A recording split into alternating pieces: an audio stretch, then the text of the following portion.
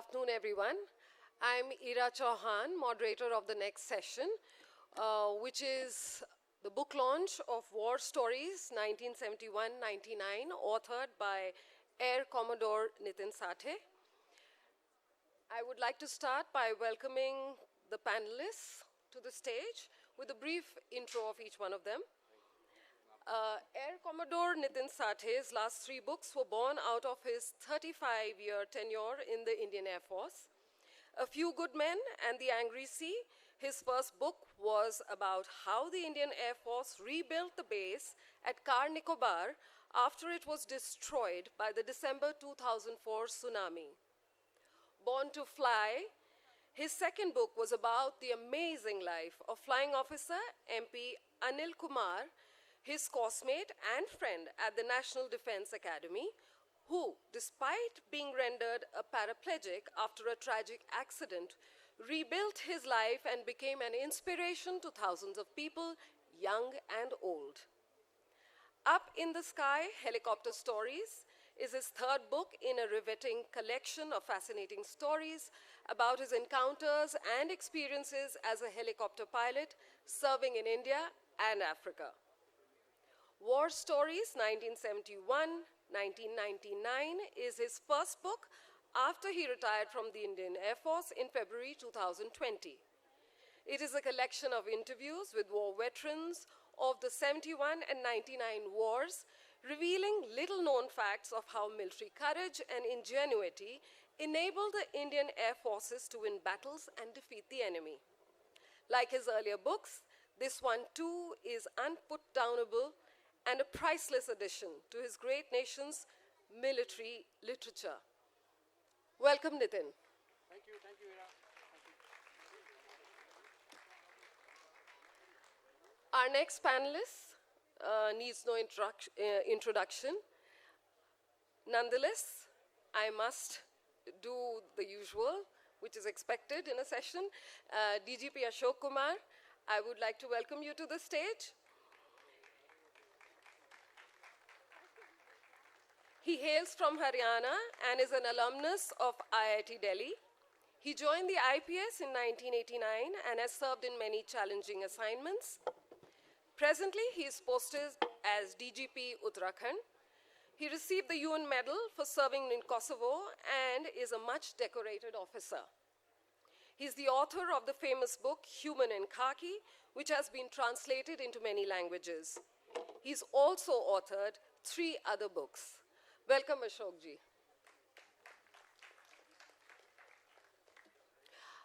Our final panelist is Major General P.S. Dahiya of 48th Armored Regiment. He has an illustrious service career of 34 years and is an alumnus of IMA Dehradun. He has served in various instructional appointments. Presently, the General Officer is at helm of affairs of Uttarakhand NCC as Additional Director General. Welcome, General Dahiya.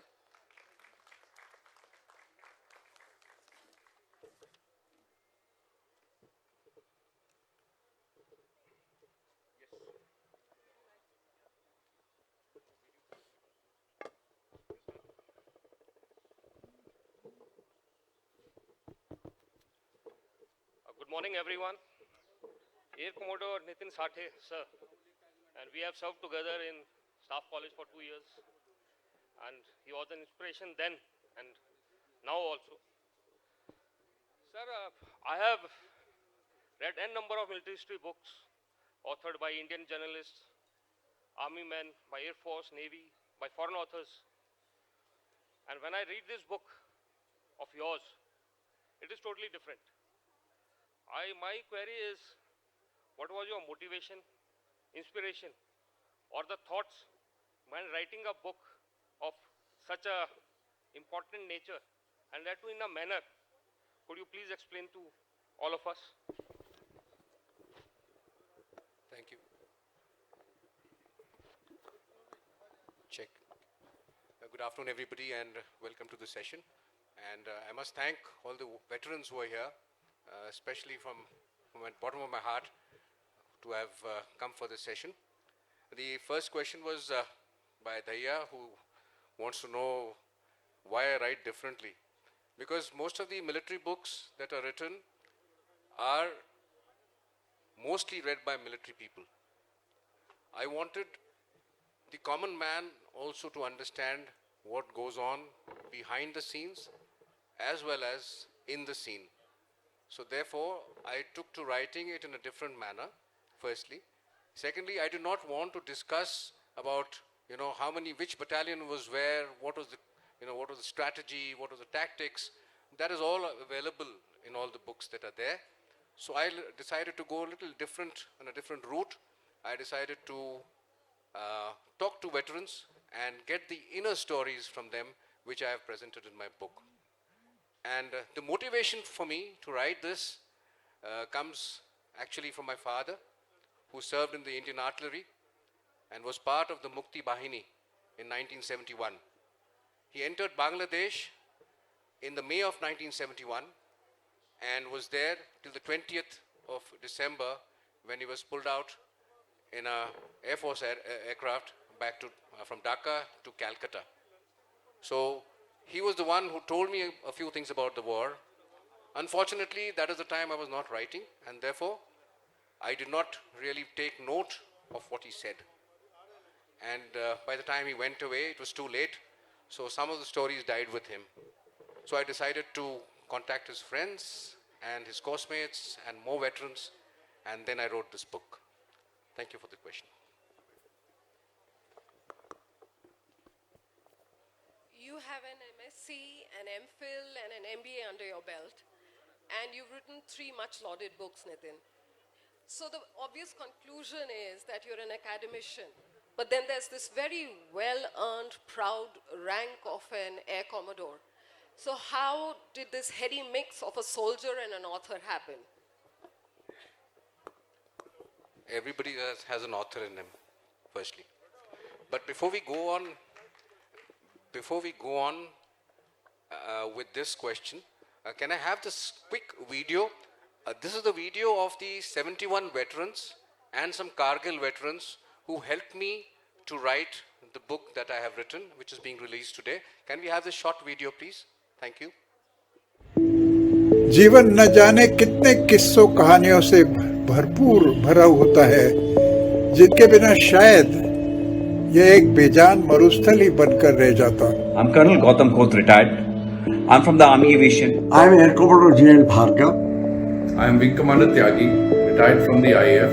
I was posted in Srinagar as part of the SODAM's Reconnaissance Rally in 1999. My experiences of 1971 war as an Army aeroplane pilot in Cham sector of Jammu and Kashmir. I was an active participant of the heliborne operations of 1971 that led to the liberation of Bangladesh. Air Commodore Nitin Sathe's ability to recapture the past military history of those individuals whose gallantry and valor may not have been scripted in any earlier books.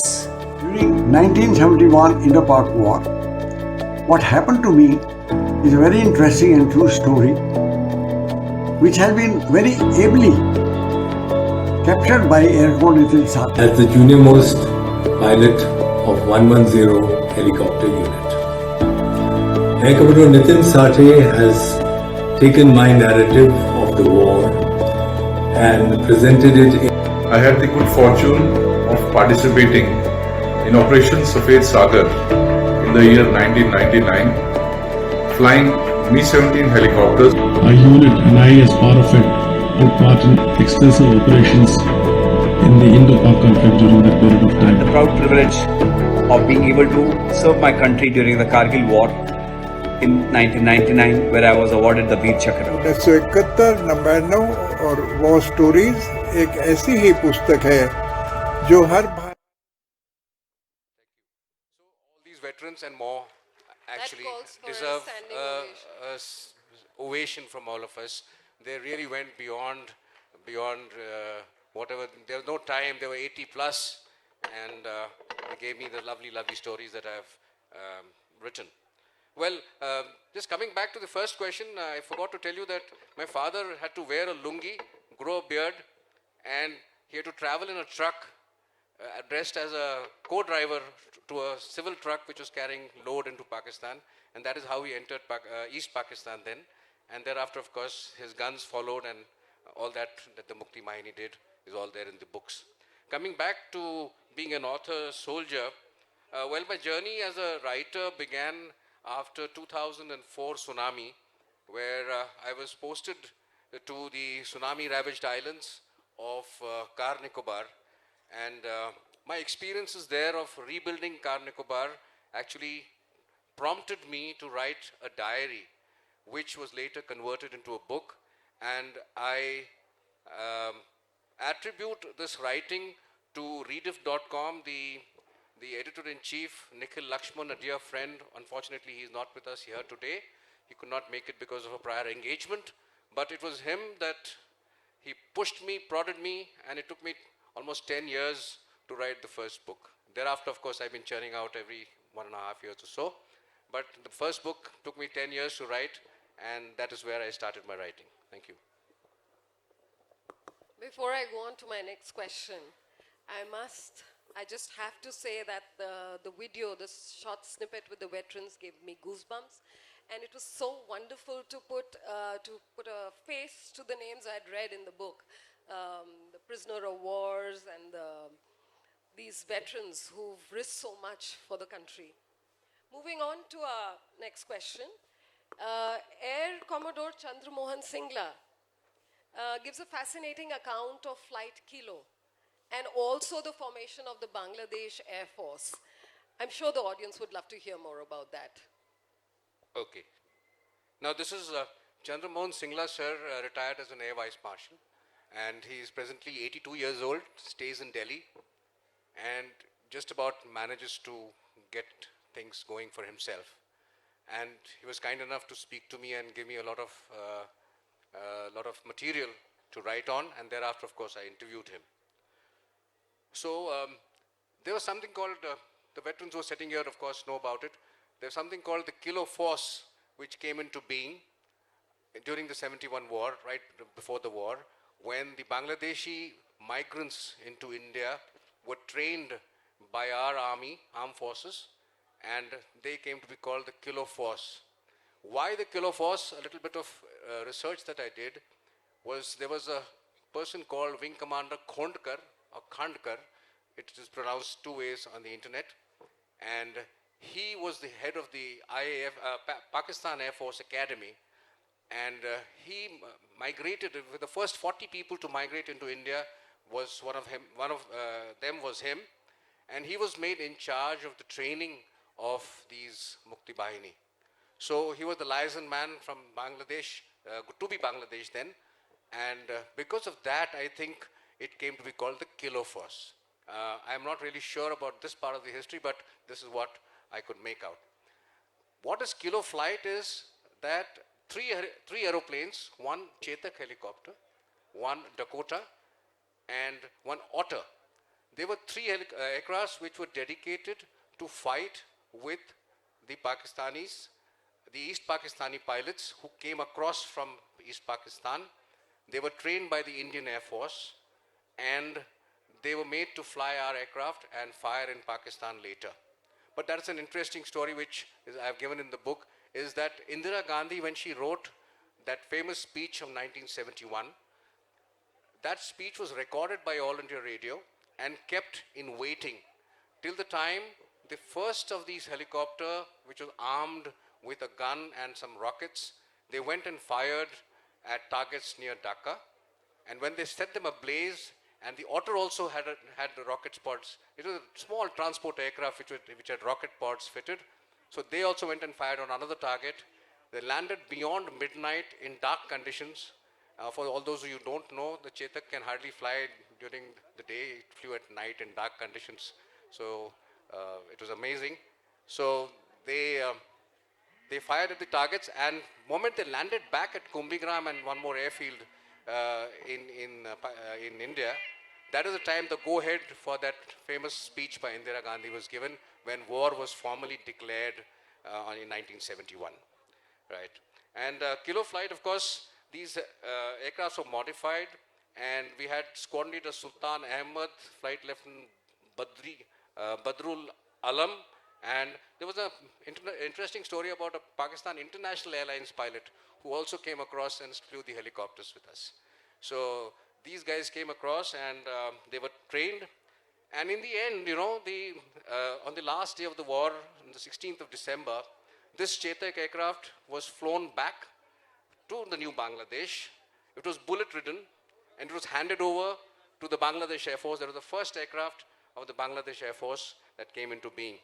So the day these trainings started, on the 28th of August 1971, that is still called as the Bangladesh Air Force Day till today.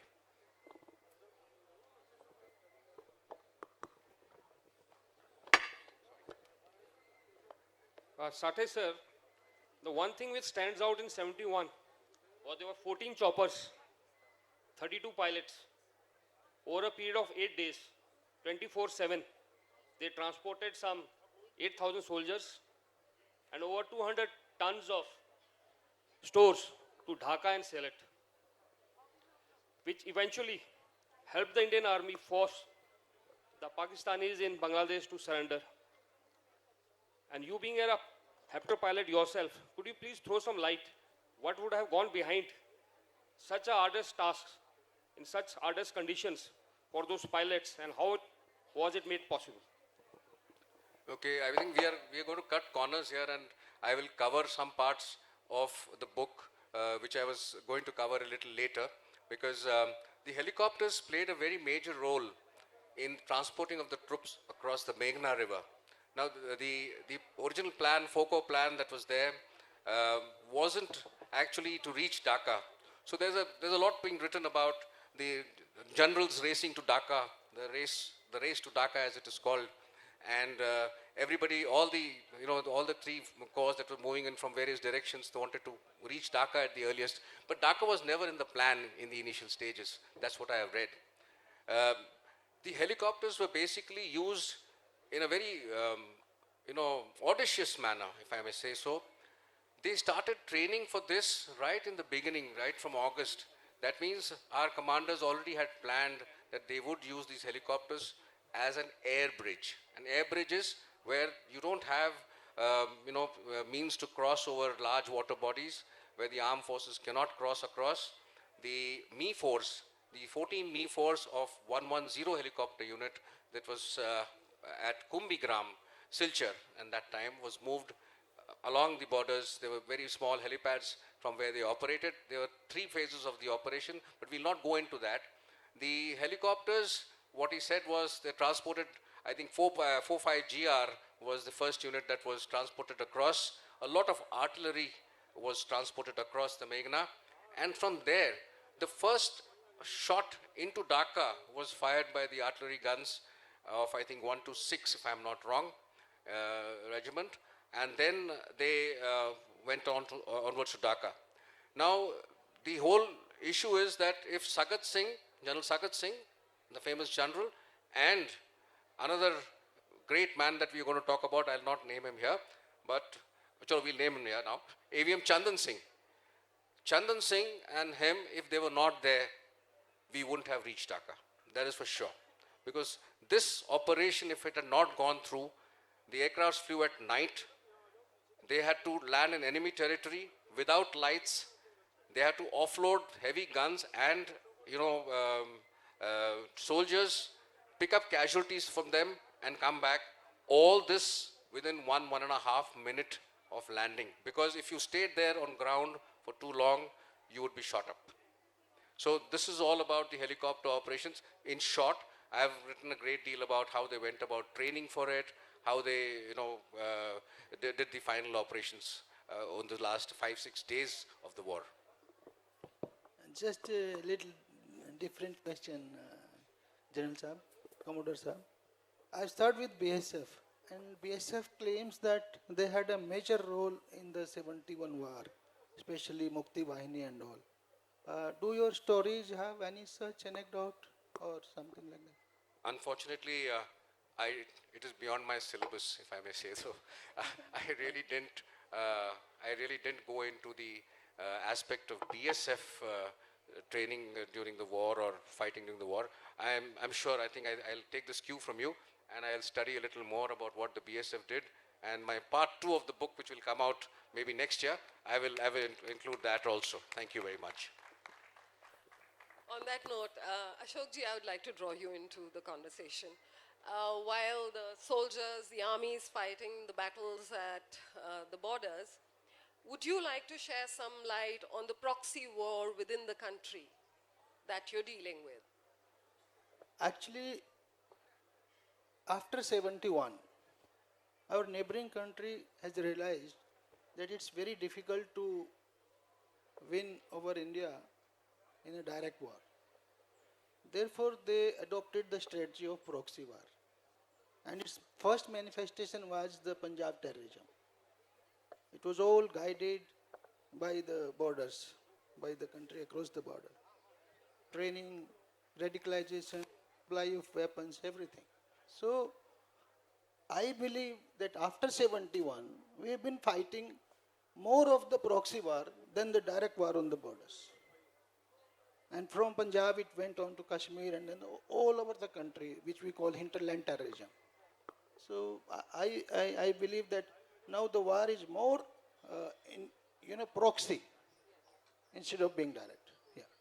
Not even proxy, it's going to be what the Chinese are doing, information. Sir spoke about it in the last That's the next session. stage. That's the next stage, Yeah. the IT war and all kinds of water wars. And we're going to get into all that. And actual fighting will be limited to limited territories, short skirmishes, intense skirmishes where we'll have something like that. And the war cannot spread over a large amount of territory because a large number of reasons now. Actually, it said that future wars will not be fought in air or on land or in water. The future wars will be fought in the cyberspace, which doesn't have And a the mind. fixed And the mind. and the mind, of course. Psychological wars are always going on. Yeah. Coming back to the book, Air Commodore Karandikar, or Kandi as you fondly call him in the book, he was looked up to for flying VIPs and having clock maximum flying hours while he served in the Indian Air Force. The lesser known fact is that he also flew the Dakota solo during the war.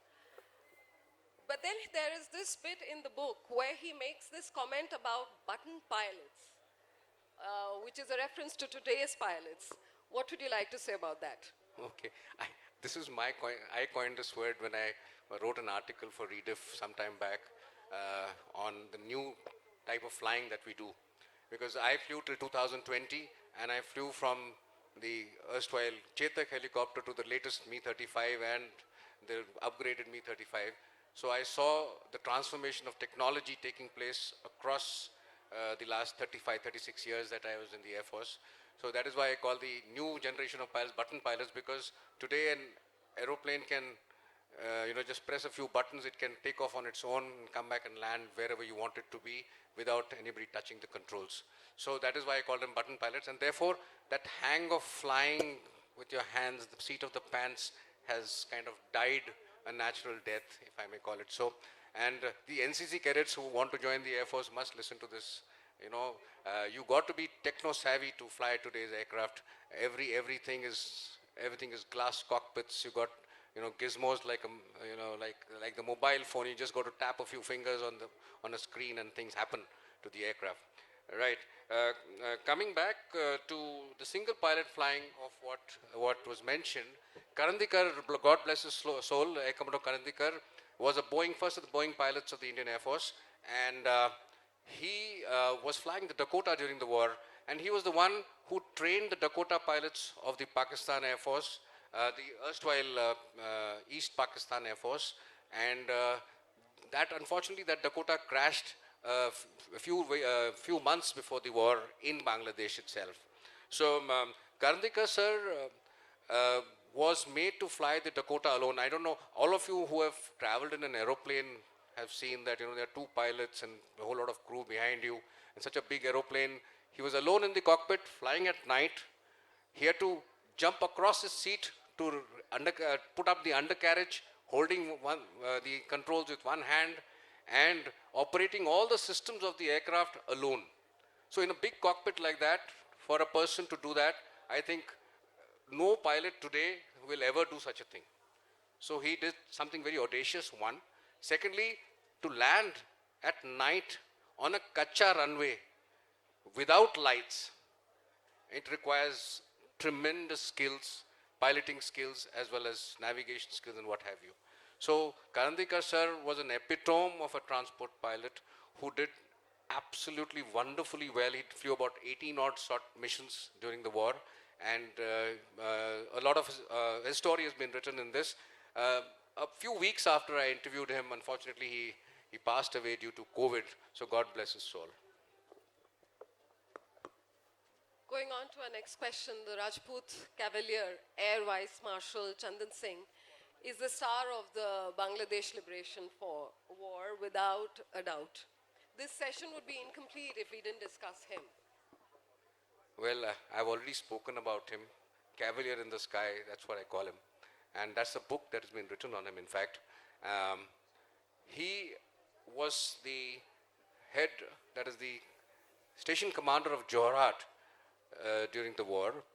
And Eastern Air Command, that time located at Shillong, had passed on all the powers of command and control to him. So he was in direct contact with General Sagat, and they used to plan all the operations together.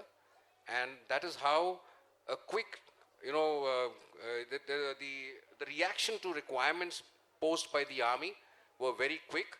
And because the way the kind of commander that the AVM was, the decisions were taken on the spot. I'll just give you a small story in this book that I've written. He was traveling in a helicopter for a recce for the night landings of the Mi-4s that I talked about. And when they were going in for into the Bangladesh airspace, they got shot. And the co-pilot got injured in his leg. The bullet grazed General Sagat Singh's arm, I think, if I'm not wrong. They came back and landed. They offloaded the co-pilot. He told isko le jao hospital, and they took off again. So that is the kind of air marshal that he was. Amazing person. So you can read about him more in this book. Commodore Jawaharlal Bhargav, he was taken prisoner of war. And his story is what films are made of. So would you like to throw some more light on how he was taken prisoner of war and his travails? Maybe you could read an excerpt about him. I think, Bhargav sir stays in Panchkula nowadays, and he's pretty old. And his story is a lot of fun. He was flying across into Pakistan, one of the first sorties into Pakistan on the 5th from his squadron, 5th of December 1971, and he got shot in his first sortie, a flying officer. He landed inside Pakistan, got lost, he lost his sense of direction or what have you, and got almost rescued by the Indians, who he thought were Pakistanis, and ran away from them and got caught by the Pakistanis. And thereafter, of course, he traveled all across Pakistan and reached Karachi, I think, if I'm not mistaken. And thereafter, 1 year in Pakistani jails, and he came back. So the story is about him. So a little. Are you reading that bit where he has those camel rides? Yeah. By any chance? Yeah. So he had to travel on camel, and he was afraid of traveling on the camel. And over there, these guys, the guys who were with him, used to keep telling him, asking him this, they were not friendly, these rangers who were taking him. कहते civil dress क्यों पहना है? They repeatedly asked. Bhargav had a hard time convincing them that he was really a downed pilot and not a spy. He showed them his identity disc, but they didn't believe him. Dalil Umar Goli, kill the bloody pimp, said the Pakistanis. So there was a leader amongst them, Awaz Ali, who said, "No, isko let's take him now. He's safe. Let's take him and take him to safety." And he writes, he tells me, for the first few hours on the camel ride, I was constantly in fear of a bullet coming in from behind or being shot down by our own aircraft, that is the Indian Air Force aircraft, which were pummeling into Pakistan that time. Yeah, so there is one more little place where I wanted to read.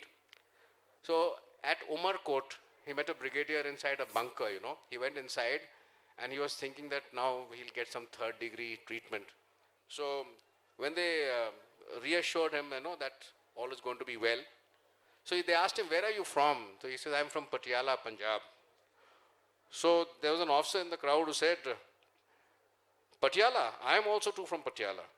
You must be knowing the famous cricket coach, so-and-so. I have learnt my cricket from him.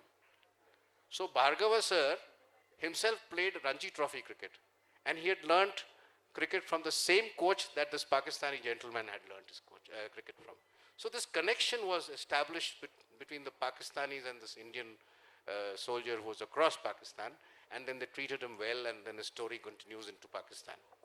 Despite being enemy soldiers, we are humans, and that's the beauty of humanity, when we rise above those and connect. In the chapter, The Rugged and Macho Pilots, Group Captain Alok Chauhan, he shares that there were some firsts and there were some jugars.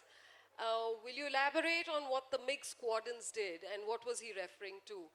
Also, post that, I definitely want you to speak about the family's contribution to the soldier. So what we'll do is, there are some fighter pilots sitting here amongst us, and maybe we can call them in the end and ask them to answer some fighter questions. But whatever little I know of what happened during the war, we are coming to Kargil now. The second half of my book deals with Kargil because 71 was getting too heavy for me, so I said let's get into a little lighter this thing, because then the younger lot of people were speaking to me. It was easier for me to write about Kargil.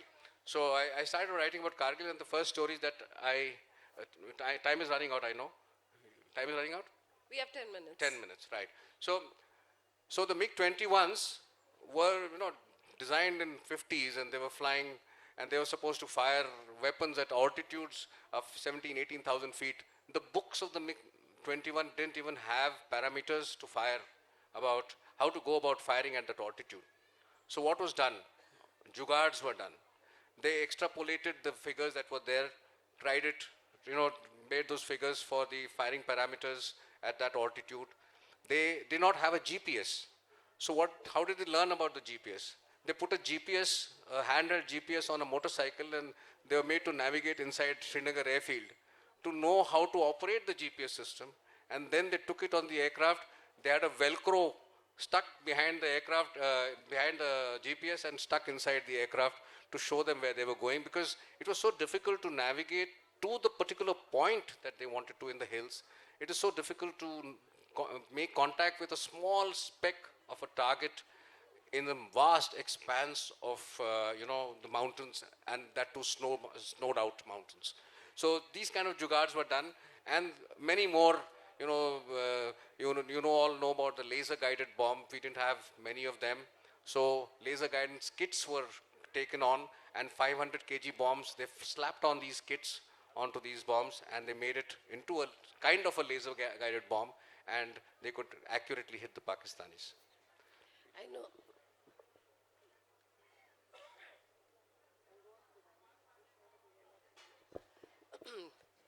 Though we are running out of time, I would be faltering in my duty because I see so many army wives in the crowd. So this question, Nitin, you have to take, where Alok Chauhan shares this very heart-touching note of the role of the wives in the war. Yeah, so towards the end of the book, I write about a birthday cake coming from home for a pilot who gets killed on his birthday. So I'll leave it at that. What Alok has written to me, after I did his interview, he kind of wrote to me what his wife thought about the war. So I think it's best that a lady speaks about it, and in a lady's voice, for the ladies only. Here you are. Lend me your ears, ladies, because this is especially for you. And for the men as well, because you have to acknowledge the women's contribution. Servicemen around the world go off to their deployments and leave their loved ones behind. It is a poorly recognized fact what role they, the loved ones, play in clarity of thought and purpose of the individual at risk. Actually, in hindsight, the soldier isn't at risk at all. Actually, it is the loved ones who are at risk of losing their breadwinner. Of course, as ops progress, there came a time when you needed to lay down facts. What if I didn't return from a mission? And there wasn't much to go by if it did happen. She always replied to it with a smile. He's referring to his wife. We shall see, but for now, focus on what you need to do. It was therefore easier for me to go into conflict in my supersonic jet to face hostility just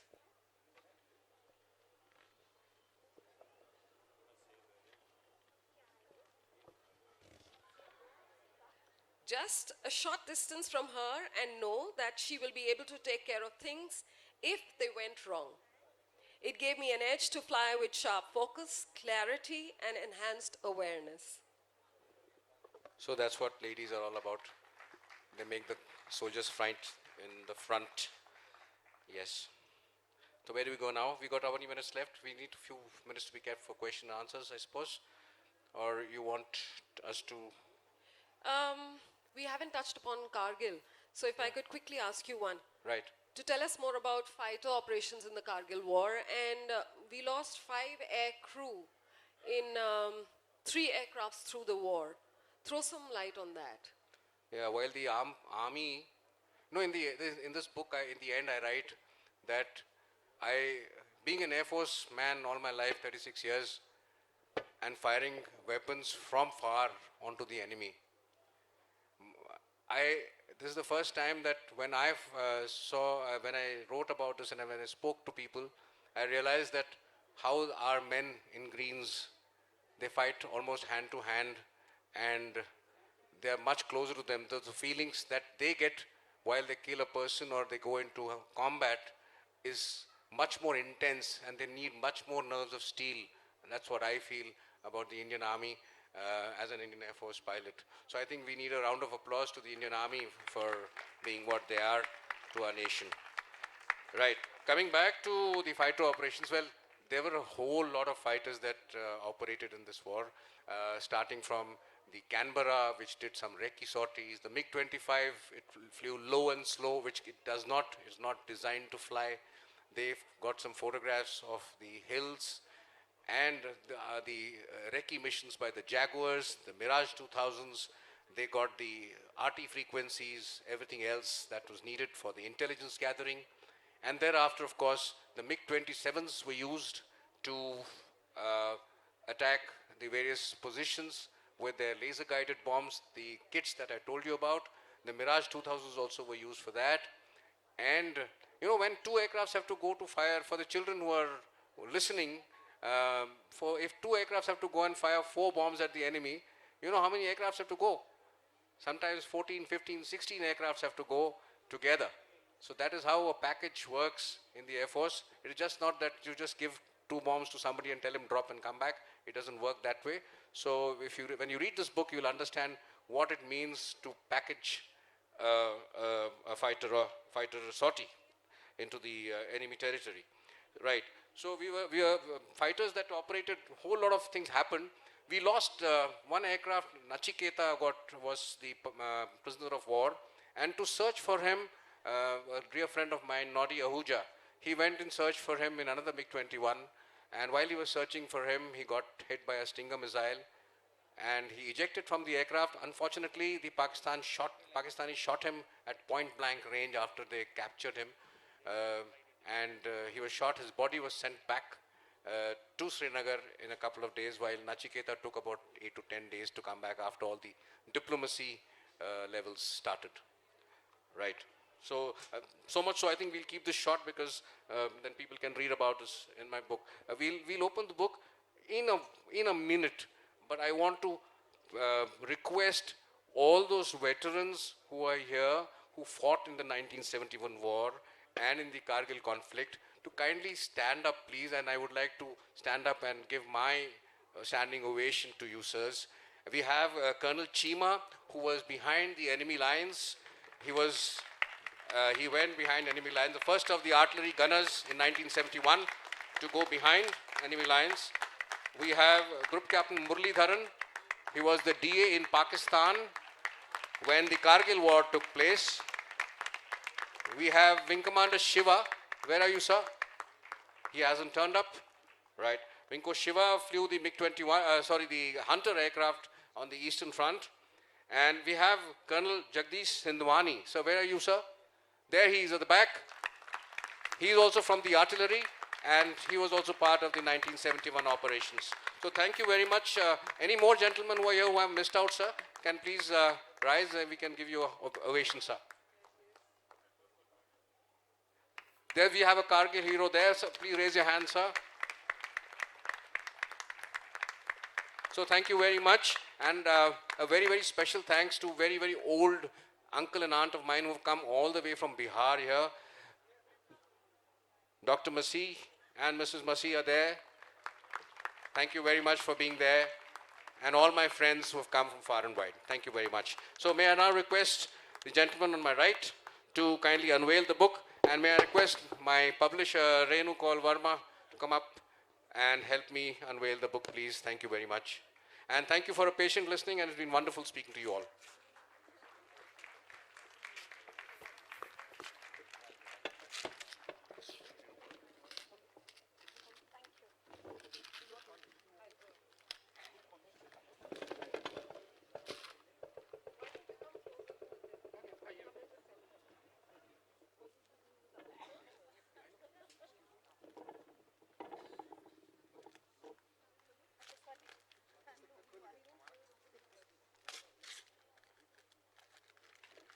While we are doing this unveiling of the book, you can get your questions ready. We'll open the floor for questions. Thank you very much. Thank you very much, sir. Thank you. Congratulations. Thank you. Thank you very much for being here. Thank you very much. Thank you. Nitin's open to questions from the crowd. So if anyone would like to. Could we get the mic to the gentleman, please? Good afternoon, everybody present. I am Colonel Bakshi, veteran. Nitin has been a very close friend and he's done a lot of hard work. I thought I'll ask him a question which will be also interesting for the others. While you were meeting all the veterans of the 71 ops, which was that particular operation or any task which you feel was not got its due recognition?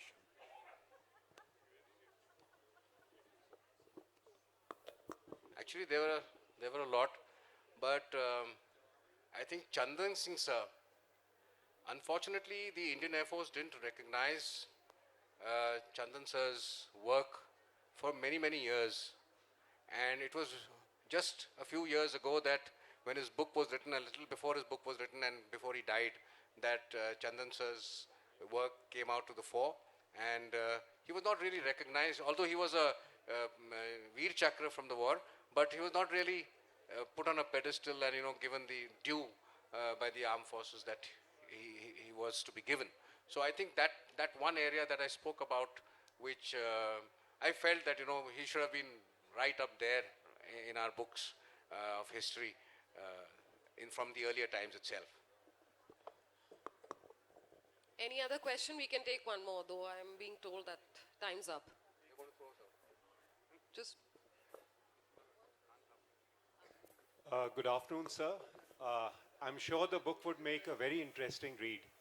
No story of the Indian Air Force in 71 could be complete without a description of the heroics of Group Captain Dilip Parulkar. Would you consider including his story in the second part, sir? Yeah, I have spoken to Parulkar, sir. I'm in touch with him. But his story has been, it's been written about many times. The movie has been made on the story now. And almost everybody was, actually, I wanted to do something different, something new, untold. My intent of this entire book was to write something which has not been written about, untold stories of 1971. So I've spoken to him, and maybe in the next time when I write, I'll get some aspects of the war which he is not described to anybody else. Like Nachiketa's story is not known what happened in Pakistan. He's not spoken about it as yet. He is not yet broken into, if I may call it, and spoken to, and he's not come out with his story, what happened in Pakistan as a prisoner of war. So something like that, I think I'll do that. Thank you for your suggestion. Thank you. We've run out of time, unfortunately. Thank you, Ashok ji. Thank you, General. And congratulations, Nitin. Thank you very on much. your You're always very latest kind. book. This is the second time you're on stage with me. Last time It's that a I was pleasure. here was here. Thank you very much to Value of Words and Dr. Sanjeev Chopra. Where are you, sir? And the brilliant audience. And the brilliant audience. And Tanya. And everybody else at the back. Thank you so much. Thank you. Bye-bye. Oh, he's hiding right here. I see Sanjeev ji.